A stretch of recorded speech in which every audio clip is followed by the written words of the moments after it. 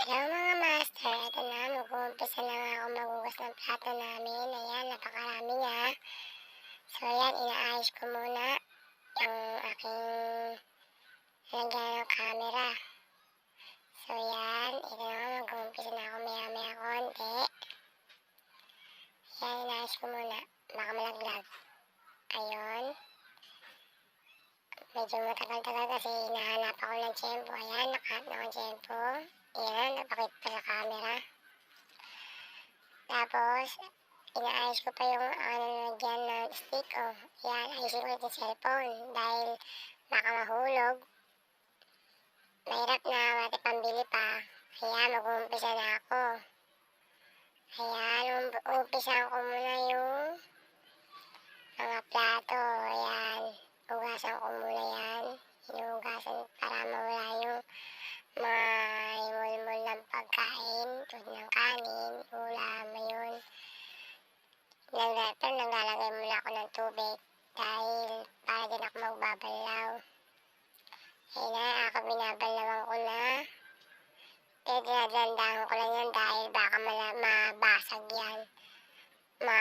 Mauwi siya durog-durog. Ko mapapagalitan pa ako. Nagbayantari na magugas, mabudurugan pa ako ng plato. Pero inayos ko muna ulit yung aking camera dahil medyo parang hindi ako kita. Ayan. Yung scratch na. Ayan, nagugas pa, nagpasik-pasik pa ng kamay. Ayusin ko na naman yung camera para hindi ako satisfied. Yan, hinarap ko na sa akin. Ayan. Ayan, magugas na nga ako ng plato. Ayan, nagugas na at nagbabalaw ng plato.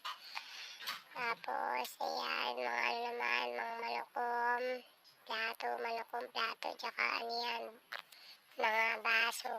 Pero inuna ko muna yung mga plato. Dahil baka,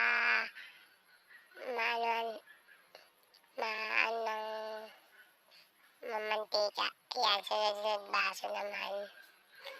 Baso, yan, lagay ko yung baso sa loob. Ay, lagay ko yung kutsara sa loob ng baso.